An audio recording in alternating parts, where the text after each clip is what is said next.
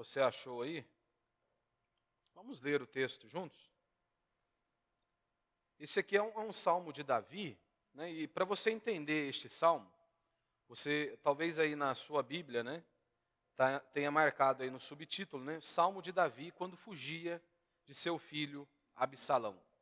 Para você compreender este salmo, você precisa conhecer um pouquinho essa história que está por detrás, né? O pano de fundo aqui, o que estava acontecendo, por que Davi estava fugindo de seu filho Absalão. Então, primeiro nós vamos ler aqui o texto, depois eu vou dar uma breve explicação acerca deste ponto. Vamos lá então, Salmo 3, verso 1. Senhor, como o número dos meus adversários tem crescido, muitos se levantam contra mim.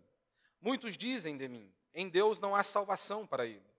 Mas tu, Senhor, és o escudo ao meu redor, a minha glória, aquele que levanta a minha cabeça.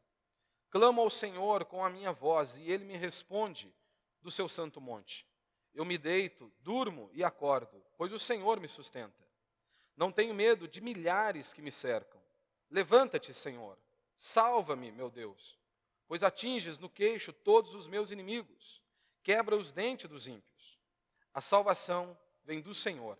A tua bênção está sobre o teu povo. Até aí. O tema da minha mensagem hoje é o poder do arrependimento genuíno. E você vai compreender aí, ao longo da exposição, do porquê deste tema. Como eu disse aqui, este salmo Davi está fugindo de seu filho Absalão. A rebelião que Davi está anunciando aqui, que muitas pessoas estão se levantando contra ele, foi provocada justamente por seu próprio filho, por Absalão. Se você é pai, provavelmente quando seu filho, você descobriu, né? A mulher descobriu que estava grávida, o casal descobriu que iriam ter um filho, provavelmente desde o início você já planejava um nome para aquela criança. Porque um pai normal, ele almeja a melhor coisa para os seus filhos. E desde então, quando ele descobre que a esposa está grávida, os dois já começam a pesquisar o nome, o significado dos nomes, né? Então tudo já começa a ser um trabalho desde o início. Um casal sonhando para que aquele filho possa ir infinitamente mais longe do que eles foram, do que eles chegaram. E com certeza com o rei Davi, provavelmente não foi diferente, né? Davi, com certeza, teve muitos filhos. E um deles era Absalão, e provavelmente aí um dos grandes significados de Absalão ou Absalom é o pai da paz. Imagine, né? Aquele garoto que Davi põe o nome dele de Absalão, que seria o pai da paz, ou algo relacionado aí à paz. É justamente aquele jovem, aquele garoto que iria se levantar contra ele depois, lá no fim de seus dias, no fim de seus reinados, e tentando tomar o trono de Davi e tirar-lhe a própria vida. Porque, convenhamos, esta é a batalha mais difícil que Davi iria enfrentar em toda a sua existência. Porque, convenhamos, de um lado, se ele vencesse aquela guerra, ele mataria o seu próprio filho. E se ele perdesse aquela guerra, ou seja, o próprio filho o mataria. Então, uma das batalhas mais cruéis que Davi estava enfrentando. Então, a relação de Davi com Absalão, ela já estava com problemas por muitos e muitos anos. Provavelmente ali, 11 anos, uma relação completamente abalada. Justamente por conta dos pecados de Davi. Tudo começa com Betseba. Você se lembra, né? Que Davi, ao invés de ir para a batalha, ir guerrear, Davi fica de boa. Davi, então, vê aquela mulher tomando banho. E tudo começa com o seu olhar. E Davi, então, quer se deitar com ela. Davi se deita com aquela mulher. O marido dela está numa batalha, o marido está numa guerra. E aquela mulher, então, está grávida, ela vai ter um filho. Mas como dizer que aquela mulher está grávida se o marido está numa batalha? Todos nós nos lembramos do desenrolar desta história. Davi, o homem segundo o coração de Deus, é frio e calculista. Davi mentiu, adulterou e matou. Porque o sangue de Urias estava em suas mãos. E nós nos lembramos que o profeta vem até Davi e monta um cenário diante dele. E quando ele enxerga, então, o seu pecado, a sua falha, a sua transgressão, Davi se arrepende dos seus pecados. Todavia, Deus perdoou Davi, mas não o isentou de suas consequências. Deus perdoa o pecado, mas não nos isenta das consequências. E uma das primeiras consequências que Davi enfrentou foi justamente o seu filho, com Betseba, morto. A criança morreu. E aí então o profeta, inspirado por Deus, entrega a mensagem que Deus lhe havia dado e diz o seguinte: a espada nunca mais apartará da sua casa. O homem, segundo o coração de Deus, ouviu esta mensagem: a espada nunca mais apartará da sua casa. Então, todo esse problema, essas aflições, angústias e inúmeras adversidades que Davi enfrentou, é justamente por conta de seus pecados. E mesmo se arrependendo, tendo um arrependimento genuíno, confessando a sua podridão e a sua miséria, ele teve que colher o fruto dos seus pecados. Ele colheu os espinhos de seus pecados. E há uma grande diferença de Davi para todos nós, ou pelo menos para grande parte dos evangélicos hoje. E eu vou explicar isso ao longo aqui da ministração. Então a Bíblia, ela anuncia que Deus ele perdoa o pecado de Davi, porém ele diz que as consequências de seu pecado Davi teria que sofrer. Primeiro, a morte do filho ali, daquele fruto do adultério. Depois nós vemos um pouco mais adiante que Davi tinha uma outra filha, de um outro relacionamento, com outra mulher, e esta moça chamava Tamar. E aí então, uma bagunça, né, total. Tinha Tamar, provavelmente Palmeirinha, não me recordo, eu não tinha planejado para falar, mas provavelmente é Palmeirinha, o significado de nome Tamar. E aí então tem também, Davi tem um outro filho chamado Aminon, que era meio-irmão de Tamar. E Aminon queria se deitar com a sua irmã. E Aminon então ele preparou todo um cerco para se deitar com a própria irmã, abusar da própria irmã. E Tamar era irmã de Absalão. E então Aminon, ele se deita com a sua irmã, depois a manda embora, e Absalão está vendo todo este cenário. Absalão está ali. E por 2 anos, Absalão começa a tramar a morte de seu irmão Aminon. Ele começa a planejar como executar Aminon, porque Davi não havia feito nada. Davi não havia se posicionado diante daquele fato. E Absalão, ele conclui toda a sua linha de raciocínio, e realmente ele mata o seu irmão Aminon. Ele foge para Israel por um período aí de 3 anos, e depois, por meio de uma intervenção, Absalão ele retorna a Jerusalém. Só que Davi não quer ver o filho. Davi não quer encarar Absalão olhando em seus olhos. E Davi então mantém distância em seu relacionamento com Absalão. Absalão não consegue aguentar tanto desprezo, se assim podemos dizer. Absalão manda um recado ao rei Davi, que ele queria falar com o rei, ele queria olhar nos olhos do rei. E Davi então manda Absalão vir até ele. Só que aí, ao invés de ser repreendido, exortado pelo rei Davi, seu próprio pai, talvez Davi sentisse-se acusado por conta de seus pecados, talvez por não se posicionar na hora que deveria se posicionar, Davi simplesmente dá um beijo em Absalão e não fala mais nada. Não toca no assunto. Diz a Escritura, então, que Absalão sai dali, da presença do rei. E Absalão, então, ele começa a planejar como destruir o pai, como destruir o reinado de seu próprio pai. Durante 4 anos, ele está tramando como ele iria tomar o poder, o que ele iria fazer para assumir o poder. E então ele começa a planejar essa rebelião contra o seu próprio pai. E nesse período, o Absalão ele começa a trabalhar, ele começa a mentir ao povo, dizendo que não havia ninguém ali que escutasse o que eles precisavam. E Absalão então começa a se apresentar como o salvador da pátria e começa então a arquitetar contra o seu próprio pai. Davi está diante desta pior batalha. Este é o cenário. Então é isso que este salmo está retratando, é esta figura. Muitas e muitas pessoas estão se levantando contra Davi e elas estão sendo guiadas pelo próprio filho de Davi. Se ele perde a batalha, ele será morto pelo próprio filho. Se ele ganha a batalha, é matar o próprio filho. Que situação difícil. E é exatamente isso que acontece comigo e com você também. Diante de inúmeras dificuldades que nós enfrentamos ao longo de nossa vida. A pergunta que eu te faço é, como dormir mesmo cercado por inúmeros problemas? É assim que Davi se encontra, em meio a inúmeros problemas, e ele diz, eu me deito, durmo e acordo, porque o Senhor tem me sustentado. Então, como dormir mesmo cercado de problemas? Como ter paz em meio a uma multidão de inimigos e desafios que se colocam ao nosso redor? Como ter paz?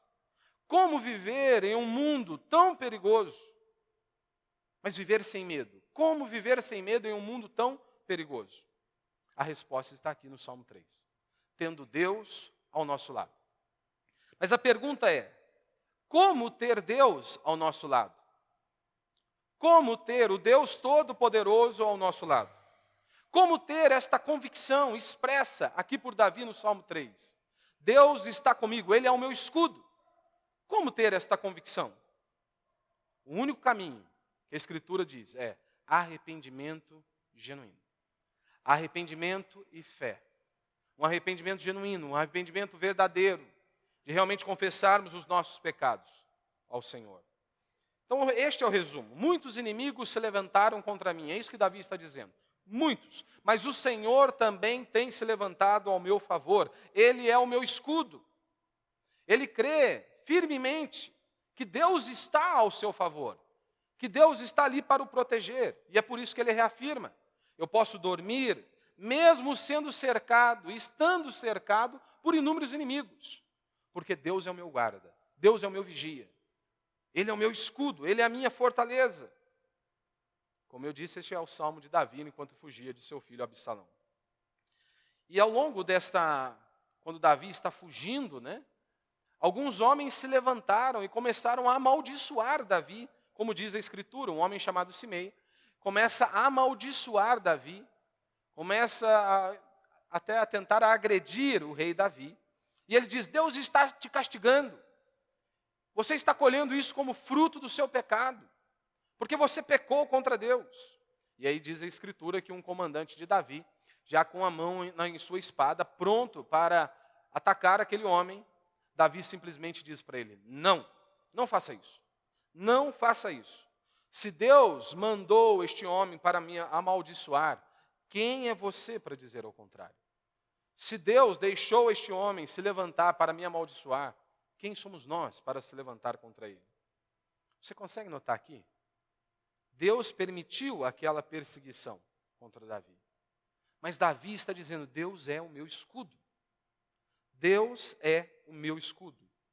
Mas se o próprio Deus permitiu aquela desgraça, toda aquela afronta ao rei Davi, como Davi poderia dizer com tanta propriedade, Deus está ao meu lado?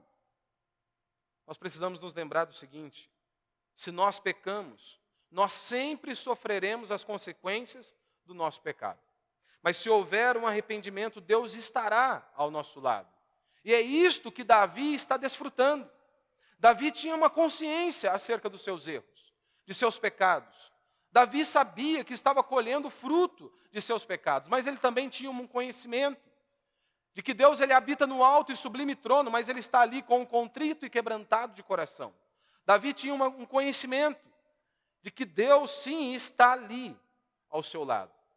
E que aquilo era uma consequência de seus pecados. E que Deus era tão maravilhoso, tão gracioso, que estava dando forças a Davi para enfrentar aquele momento tão difícil. A Escritura sempre nos mostra, aquilo que você plantar, você vai colher. Isso é inevitável. Paulo em Romanos capítulo 2, verso 9, ele vai dizer, tribulação e angústia virão sobre toda a alma que comete pecado. Tribulação e angústia sobre todos aqueles que cometem o mal. Então, meu irmão, se você plantou espinhos antes de se converter, você vai colher espinho. Isso é inevitável. E lembre-se que a colheita sempre é maior. Se você planta 1 quilo de feijão, você não colhe 1 quilo de feijão, você colhe muito mais. Então, esta é a lei da semeadura. Não pense que o perdão de Deus te isenta de colher os frutos de seus pecados. Deus te perdoar é uma coisa. Agora, Deus te isentar das consequências, seus pecados, totalmente outra. Por isso que muitas pessoas hoje estão bravas com Deus, iradas com Deus. Viveram a vida inteira no mundo, longe de Deus. Plantaram inúmeras coisas erradas. Mas aí ouviram um pastor dizendo, olha, contribua e todos os seus problemas serão solucionados. E aí as coisas não acontecem bem assim. As coisas não saem da maneira que aquele homem disse. Porque a Escritura não nos promete isso. A Escritura promete perdão. Perdão àqueles que realmente se arrependeram dos seus pecados. E força para vencermos essas limitações, essas dificuldades e muitas vezes colhermos esses espinhos que nós plantamos ao longo da nossa caminhada. Deus nos dá força para isso. A Escritura vai dizer, olha, se você está sem disciplina, você é um bastardo, você não é filho. Ora, Deus te perdoou e ao longo desse trajeto, Deus está trabalhando em sua vida, te disciplinando, te corrigindo para que você chegue mais perto dele. Você se lembra lá o ladrão na cruz, ao lado do Senhor? Quando um enxerga a sua miséria e a sua podridão, que ele busca o Senhor o perdoa. Mas o Senhor o livrou da morte? Não. Você vai pagar a consequência e o fruto do seu pecado. Você vai ser pendurado aí no madeiro, como você está, e vai ser executado. Da mesma maneira, Davi, o homem segundo o coração de Deus. Ninguém nas Escrituras tem esse título, como Davi o possuía. O homem segundo o coração de Deus. Mas que viu tantas coisas, tantas atrocidades em sua família. Talvez como um rei, obteve muito êxito, mas como um pai de família, sofreu muito. Esta é a situação que nós estamos diante dela. Mas veja o quanto que Deus é misericordioso. Veja o quanto que Deus ele é gracioso. Ele continua sendo o escudo de Davi. Se você planta espinho, ao se arrepender de maneira genuína, você não será isento de colher os espinhos. Mas de uma coisa você pode ter certeza. Deus vai te dar graça. Deus vai te dar força. Deus vai curar as feridas feitas pelos espinhos. E talvez você pode até chegar a colher algumas rosas. Talvez. A garantia que as Escrituras nos dão é que Deus vai nos fortalecer. Que Deus irá nos dar força para suportarmos esses dias. Você pense bem, uma pessoa que quer se casar. Se ela casa com a pessoa errada, eu sempre brinco, né? Sempre digo o seguinte. É o pastor Valmir que diz isso. Se você casar com a pessoa errada, se você casar com a mulher errada, você não vai para o inferno. Mas o que você faz da sua vida o inferno, você faz. É a mesma coisa a mulher. Se ela casa com um homem errado, vai para o inferno não, mas que faz da vida o inferno, faz. Imagine, a pessoa quer casar. A mãe olha e diz, olha, não pega esse traste. O bicho não gosta de uma enxada. Está na cara que o bicho é vagabundo. Não pega. O pastor fala, não entra nessa enrascada. Todo mundo fala, até a vizinha fofoqueira fala, não entra nessa enrascada. E aí o que acontece? Paga para ver. E aí? Vai sofrer. Vai carregar espinho. Ah, mas e se converter, pastor? Ótimo. Mesmo assim ainda vai colher espinho. Se Deus não converter o fulano, se Deus não converter, como é que vai ser? Vai ter que carregar aquele espinho para o resto da vida. E Deus pode usar aquele espinho para que você chegue mais perto dele. Assim como Paulo, ele não retirou o espinho. Mas usou aquele espinho para aproximar Paulo de si mesmo. Do próprio Deus. Então, por isso que muitas vezes nós fazemos escolhas, né, e colhemos o fruto de nossas escolhas.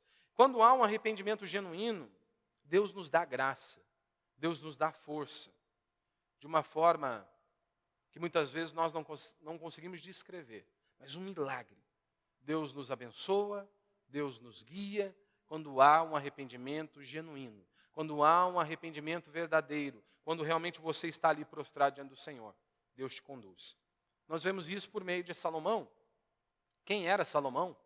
Salomão era o filho de Betseba, daquela mulher que Davi teve um relacionamento com ela. O outro filho, né? O primeiro morreu. Mas para você ver como que Deus foi tão gracioso, em meio a tantas mulheres que Davi possuía, você acha mesmo que aquelas mulheres não desejariam que o seu filho assumisse o trono, assumisse o lugar de seu pai? E Deus foi tão misericordioso com Davi, que coloca lá Salomão, mostrando ali a sua misericórdia, né? E aí, meu irmão, a importância, né, de quanto mais próximo de Deus nós estamos. Por isso que você precisa ensinar os seus filhos a temer ao Senhor. Quanto mais, ou melhor, quanto menos contato com o mundo, quanto menos ir ao pecado, melhor menor é o seu sofrimento. Como assim? Todos nós aqui, muitas vezes, não tivemos a oportunidade, desde cedo, conhecer a Deus e a sua palavra. Muitos de nós não tivemos esta oportunidade. E por isso, vivemos muitos e muitos anos no mundo. Talvez desfrutamos de muitas coisas ali que nos assombram até hoje. Ou seja, colhemos fruto de nosso pecado.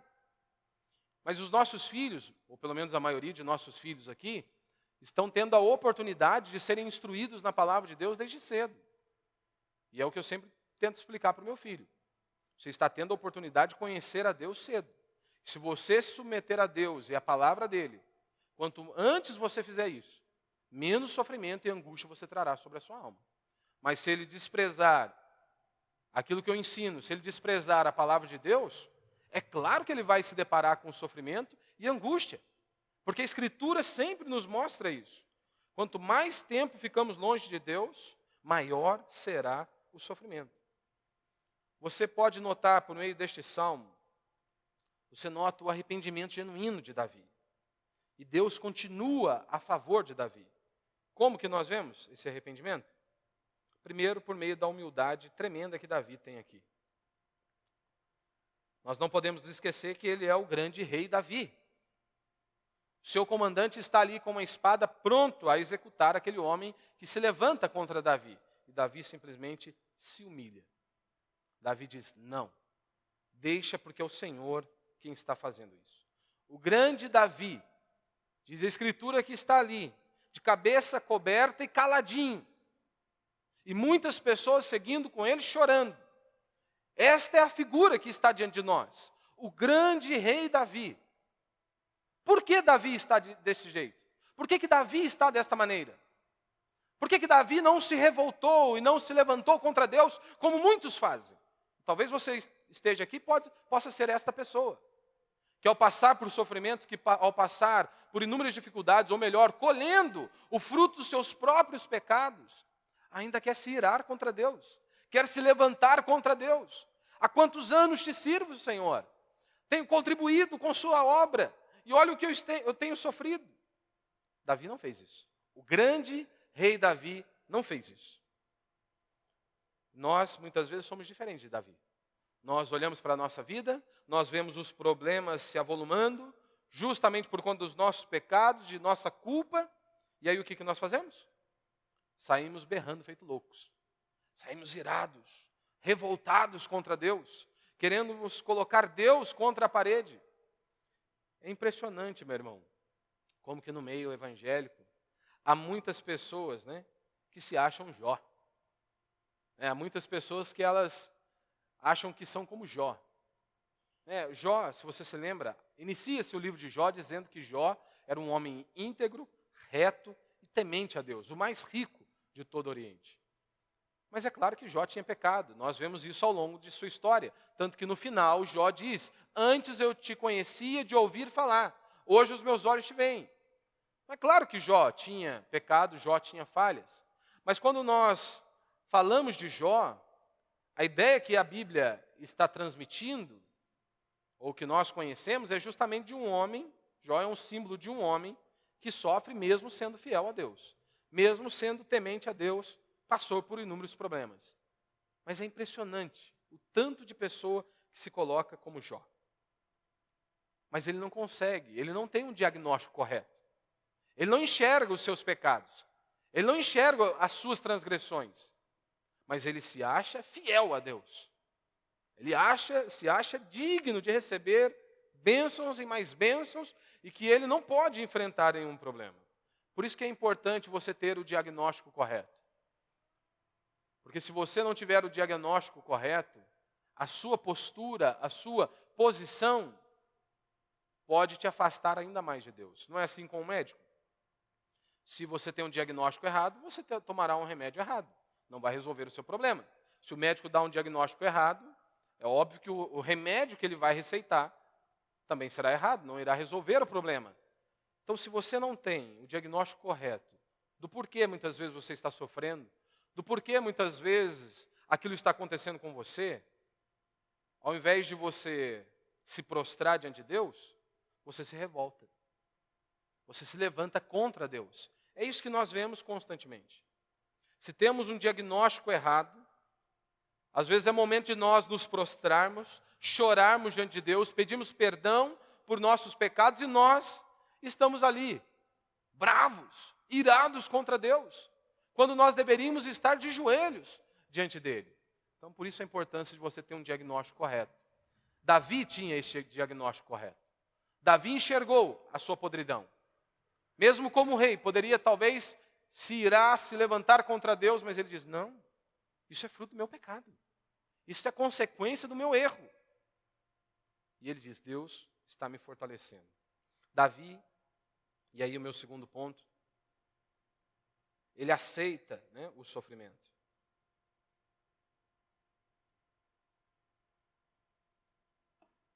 Ele aceita a sua desgraça.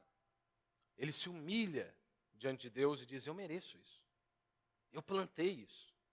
E então é óbvio que eu vou colher.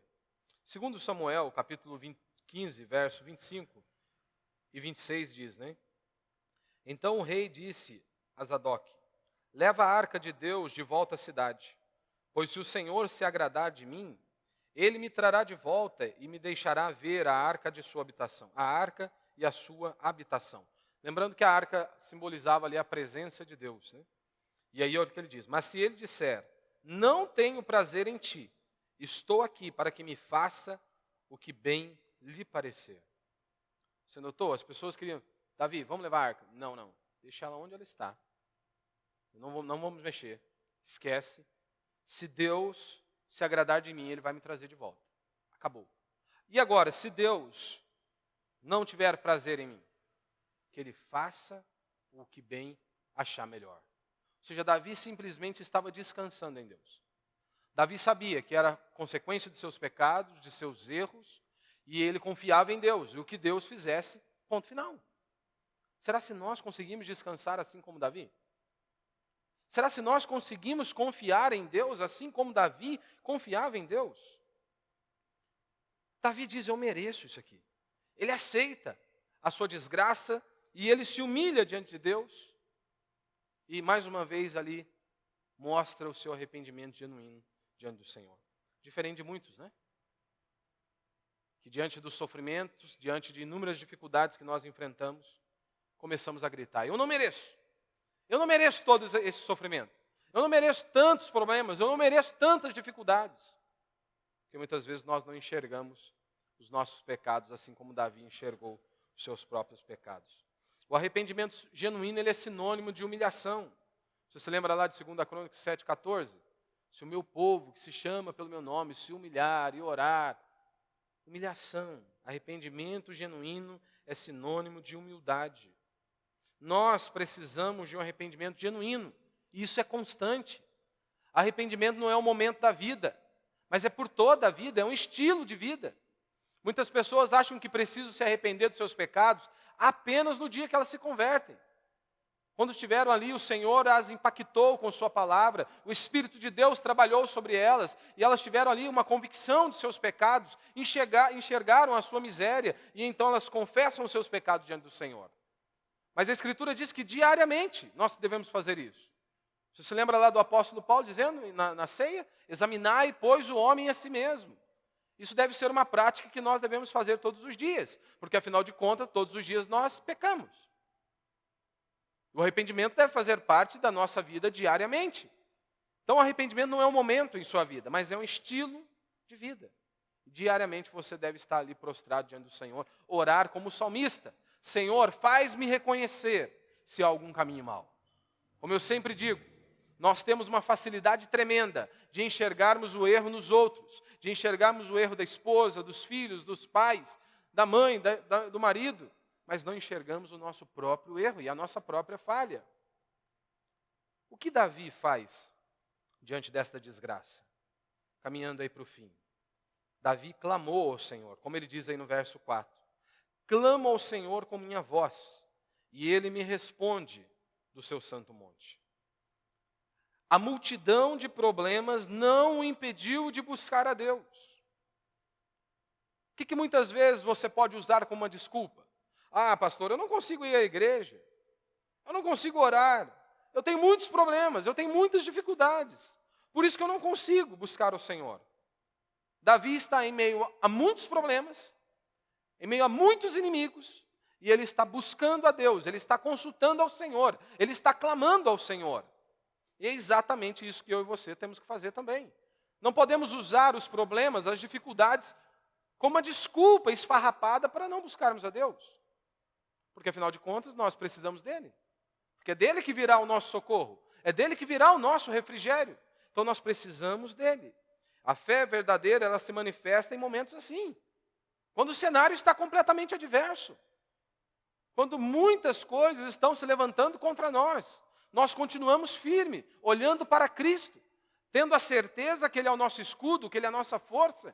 Que dele vem a nossa provisão. Que dele vem o nosso socorro. O que Davi faz diante da desgraça? Verso 5. Eu me deito, durmo e acordo, pois o Senhor me sustenta. Meu irmão, o que Davi faz em meio à desgraça é descansar. Deita em paz. Convenhamos, isso aqui é um milagre. Isso é um milagre. Isso aqui que Davi está descrevendo é um milagre. Você consegue perceber? Você já passou por problemas? Por dificuldades? Muitas vezes coisas te assolando, inúmeros inimigos se levantando contra você. Muitas pessoas sequer conseguem deitar. Muitas pessoas sequer conseguem deitar num colchão. Outros até deitam, mas não conseguem dormir. Vivem angustiados, vivem aflitos. Então o que Davi está descrevendo aqui é um milagre. E é exatamente isso que é a fé cristã. É um milagre. É um milagre. A igreja, meu irmão, não é uma escola que você vem e ouve algumas lições e tenta pôr em prática. A fé cristã é um milagre. E nós desfrutamos disso diariamente. Neste salmo nós não temos o mar se abrindo, mas nós podemos contemplar um milagre, algo sobrenatural acontecendo aqui neste salmo. Um homem cercado por inúmeros inimigos. E o inimigo número 1 é o próprio filho. E mesmo assim, ele consegue dormir em paz. Mesmo assim, ele consegue colocar a cabeça sobre o travesseiro, dormir e se levantar em paz, porque o Senhor o sustenta. A fé cristã é poder de Deus. E quando eu digo poder de Deus, não é para você rolar, babar e cair aí para o chão. Poder de Deus para você andar em novidade de vida. Poder de Deus para que você viva uma vida que glorifica o Senhor. Uma vida piedosa, reta. A fé cristã é poder de Deus. Poder para te dar força, poder para te dar coragem para enfrentar a vida, para enfrentar os inúmeros inimigos que se levantam contra nós, assim como Davi. Então é um milagre, a fé cristã é um milagre constante para aqueles que creem e para aqueles que vivem um arrependimento genuíno. A fé cristã é esse milagre. Por que nós combatemos veemente a teologia da prosperidade? A teologia da prosperidade é uma teologia triunfalista. E nós combatemos a teologia da prosperidade porque ela promete muito? Não. Nós combatemos a teologia da prosperidade justamente porque ela promete pouco. Ela promete pouco. Porque a teologia da prosperidade vai dizer que você só é abençoado. Você só se sentirá rico se o seu bolso estiver abastado. Se você tiver muito dinheiro no bolso, então você vai se considerar uma pessoa rica. Isso é uma desgraça. Isso é miséria. A teologia da prosperidade vai dizer que você só terá paz se não tiver problema algum. Você só tem paz em meio à ausência de problemas. A fé cristã é um milagre. A fé cristã vai além disso. Que nós podemos ter paz, mesmo em meio a um caos, mesmo em meio a tantos problemas, mesmo em meio a tantas dificuldades. Assim como o Senhor nos garantiu, a paz que eu vos dou, o mundo não pode roubar. Uma paz que não está ligada às suas circunstâncias. A paz que não está ligada à sua condição financeira. Mas é uma paz que vem de Deus. É um cuidado que vem do Senhor. Que assim mesmo como o apóstolo Paulo, diante lá da cadeia, diante do seu algoz, onde Paulo possuía apenas os seus livros e a sua capa, mas ele está ali como um homem íntegro e reto diante do Senhor, porque ele havia sido justificado por Cristo Jesus. E ele está ali pronto a enfrentar a morte, porque ele vislumbrava o céu. E ele tinha essa certeza. O Senhor separou uma coroa, não só para mim, mas para todos aqueles que o servem. Quem olha para o apóstolo Paulo dizia que ele é um herege. Os adeptos da teologia da prosperidade, porque uma das evidências é você possuir muitas coisas, não passar por sofrimento, então, aos olhos deles, o apóstolo Paulo é um herege. Terminou os seus dias numa cadeia, apenas com os seus livros e sua capa. Muitos dos que viviam nos dias do apóstolo Paulo se levantaram contra ele também. Mas era um homem extremamente abençoado por Deus. Porque a bênção vinha de Deus, não estava ligado às suas circunstâncias. O que Davi fazia? Verso 6, diante dos problemas. Não tenho medo de milhares que me cercam. Tinha coragem. Um homem corajoso, e essa coragem vinha de Deus. Nós vivemos numa época terrível, porque nós não fomos formados como homens de verdade. Hoje as pessoas não podem enfrentar sofrimentos. Quantos jovens hoje não podem ouvir um não? Pessoas que trabalham um dia e vão embora, nunca mais voltam para uma empresa. Porque elas nunca ouviram um não. Porque o pai nunca disse um não. Porque o pai nunca disse, não pode fazer isso. Você não vai fazer isso. Porque fomos criados desta maneira. Não fomos criados como homens de verdade. E aí a pessoa não pode ouvir um não que ela precisa de um psicólogo. Ela não pode passar por um problema que ela vai precisar de um psicólogo. Ela não pode ouvir um não de uma mulher, que vai se frustrar. Então ela precisa de um refrigério. Quantos jovens que não podem ouvir um fora da mulher lá, que pronto, ele já pensa em suicídio. A fé cristã é coragem. É poder do Espírito de Deus agindo sobre nós. A fé cristã é coragem para não vivermos uma vida medíocre, como muitos vivem. Davi teve essa coragem. E essa força e essa coragem vinha de Deus. Davi não estava confiante em seu exército, em seu poderio, mas em Deus. E para a gente encerrar, no verso 8, ele diz, a salvação vem do Senhor. A salvação vem do Senhor. E realmente a salvação veio do Senhor. Absalão foi destronado. Absalão foi destruído. Como que isso aconteceu? Davi infiltra um de seus homens ali. Davi ora para Deus transformar em loucura o consolo de Aitofel, que era um dos conselheiros, que estava ali trabalhando com Absalão. Sai do lado de Davi e vai trabalhar com Absalão. E foi exatamente isso que aconteceu. O conselho de Aitofel era que reunisse 12.000 homens e fosse até Davi e matasse Davi, executasse Davi. O amigo de Davi infiltrado ali em meio àquele povo, também como um conselheiro de Absalão, ele diz, não vamos fazer isso não. Esse conselho de Aitofel é bobeira, não vamos fazer isso não. Vá com calma.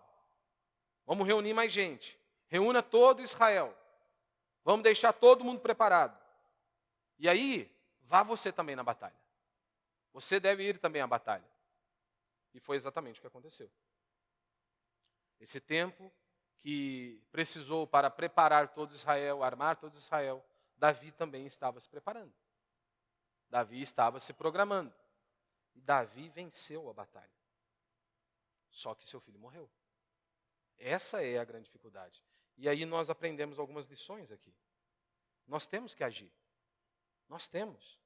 Davi não se refugiou numa caverna e ficou parado diante dos problemas, diante das dificuldades. Davi não ficou chorando pelos cantos. Davi se posicionou. Ele se posicionou. Ele foi buscar a Deus. Ele fez o que tinha que ser feito. Tudo debaixo de oração, tudo buscando a Deus, pedindo direção, discernimento, sabedoria. Mas ele fez o que tinha que ser feito, ele agiu. Então esta é a primeira lição que nós aprendemos aqui. Segundo, temos que ter fé. Porque o seu agir não significaria nada se não tivesse o agir de Deus. O agir de Davi não significaria nada sem o agir de Deus. Então nós temos que ter fé. Nós temos que crer. Toda a nossa vida tem que ser conduzida pelo Senhor. Tudo que você vai fazer deve ser conduzido pelo Senhor. E aqui uma aplicação, para a gente encerrar. Nós temos que tomar cuidado com os pequenos conflitos. Porque aqui, se você se lembra do retrato, é uma família. Davi e seu filho. A história está girando em torno disso.